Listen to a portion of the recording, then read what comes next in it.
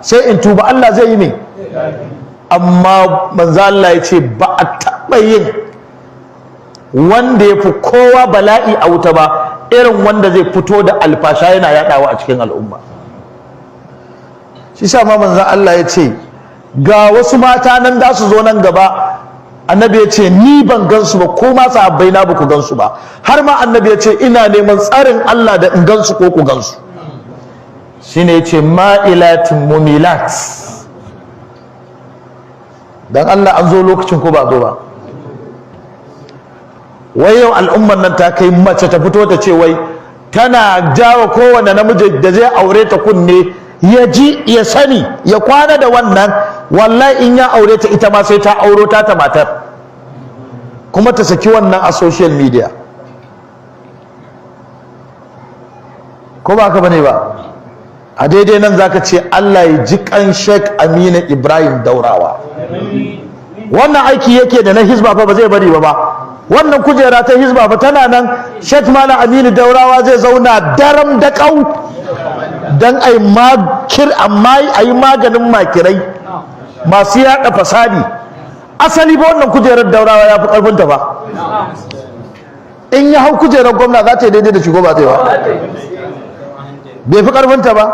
Hafizun Qur'ani, malamin hadisi, malamin tarihi, akwai wata kujera da za ta yi masa wahala?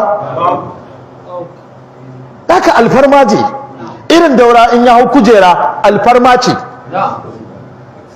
Ba Daurawa ba, ko ni in na karɓi kujera alfarma zan yi. Ba haka ba ne? Haka a yaƙi ake da fasikai, mujrimai, mulhidai, masu son ɓata tarbiyyar Kano. Mu kuma kanan muke kalla kullum, ba ɗan adam ba.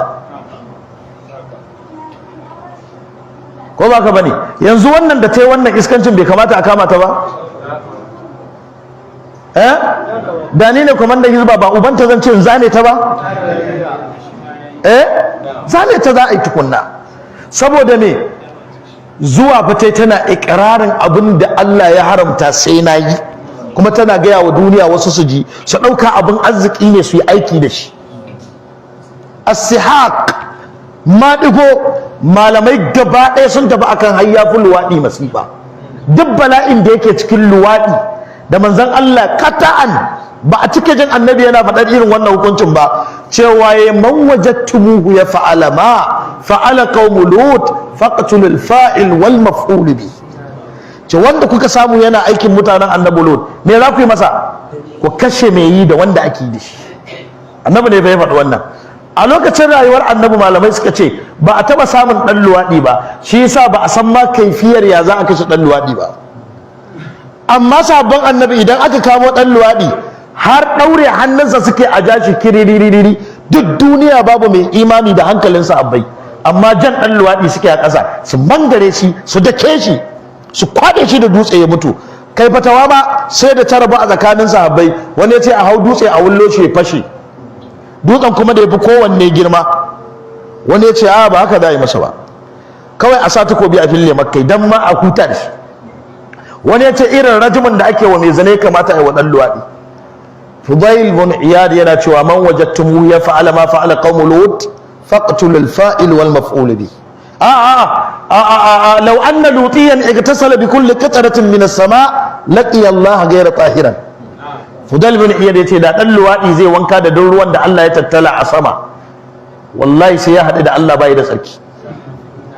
Wannan fa abin yau ake talla a Kano. Kana gani fa yanda ake tallan luwadi yanzu a Kano, yanda ake tallan sihaq a social media da kababan yada labarai. Kuna gani fa ƴan uwa, ba wanda yanzu bai san wannan abun ba. Wayannan ne suke buƙatar sassauci? Sassauci ɗaya ne a kama su a killace su daga al'umma. Me yasa malamai suka ce maɗigo ya fi luwaɗi? Suka ce idan mutum zai luwaɗi akwai zakari akwai dubura, amma maɗigo babu wannan, haɗuwar faraji ne, faraji guda biyu, saboda tsagwaron taurin kai da ƙetara haddin Allah da raina Allah.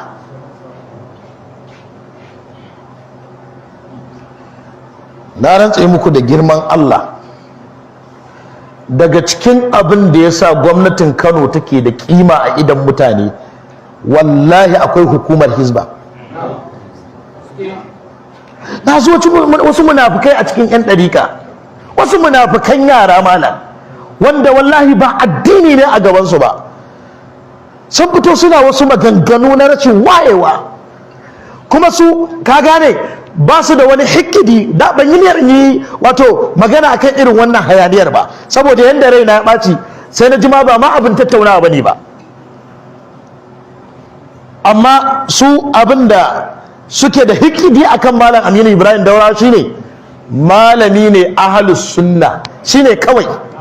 Da wani mai dattin aƙida aka ɗauko irinsu aka ɗora a kujerar, to ba za su ce komai ba, tare da an samu waɗanda sun yi insafi daga cikinsu, a 'yan ɗariƙar sun yi insafi daga cikinsu.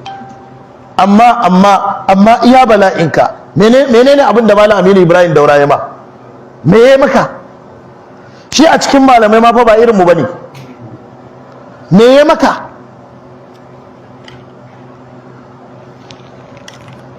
To ko dan irin wannan makiyan dole mai magana.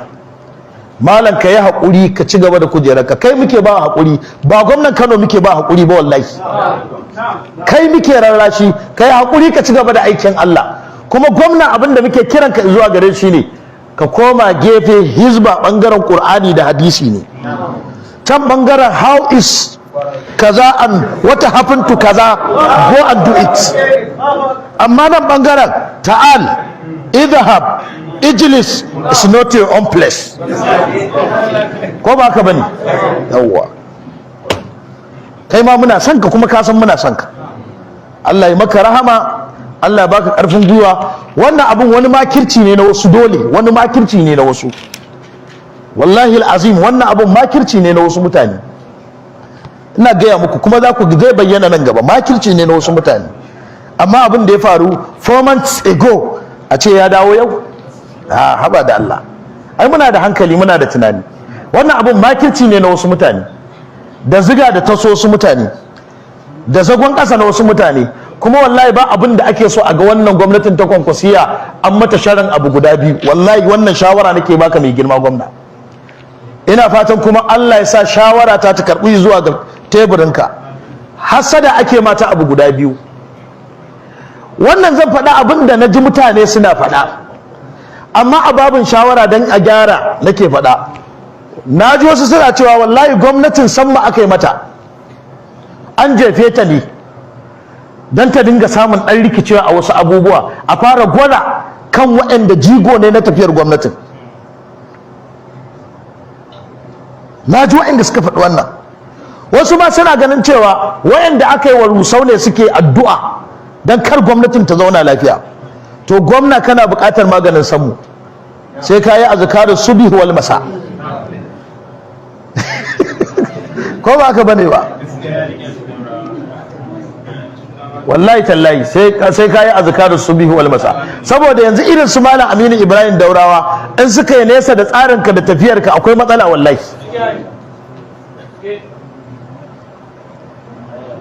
Ko ba haka bane? Shawara ta biyu, mai girma gwamna, Allah ya saka ma da alkhairi. Kowa yana yaba maka abubuwa da yawa da jajircewa kwarai da gaske. Ko mu nan mun sha yaba ma a bangaren jajircewa.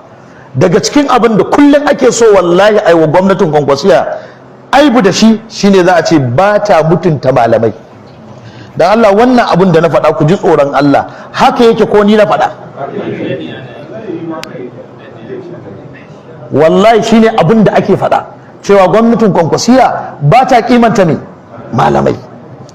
To wannan kofar da za ku buɗe yanzu, gasgata wa mutane da yawa haka za ku yi. Yanzu wannan juma'ar irin malaman da suka hau mumbari suka yi magana, suka wajahar da harsashen su zuwa ga wannan gwamnatin, suna da yawa ko ba su da yawa?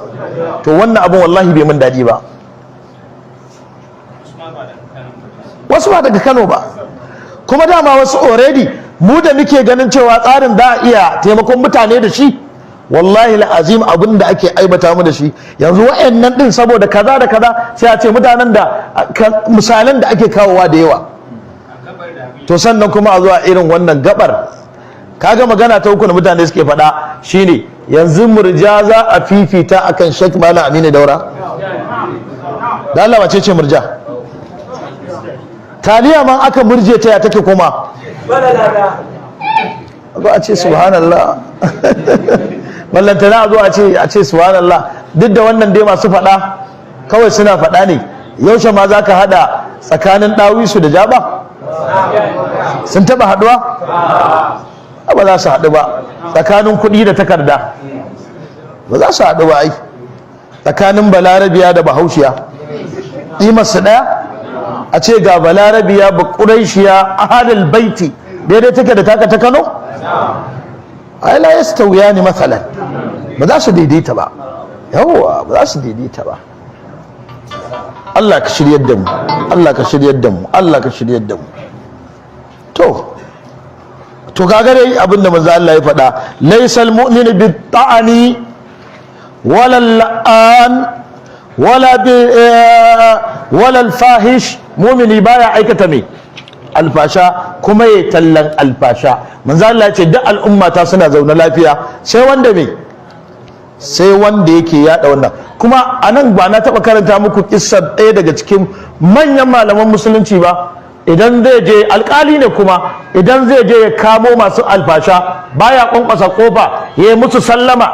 in gwamna bai san inda gurin yake bai zo zan karanta mai ya gani, ko kuma ya kira ni tunda gwamna ne in je in karanta masa ya gani.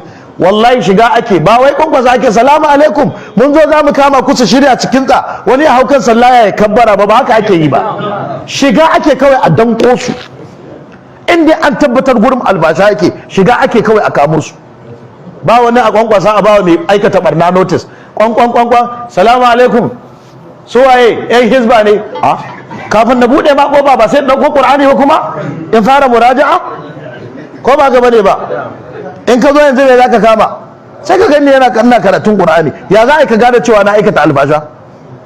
Allah ka shiryar da mu, Allah ka shiryar da mu, Allah ka shiryar da mu. abubuwa ba zai a hankali ba.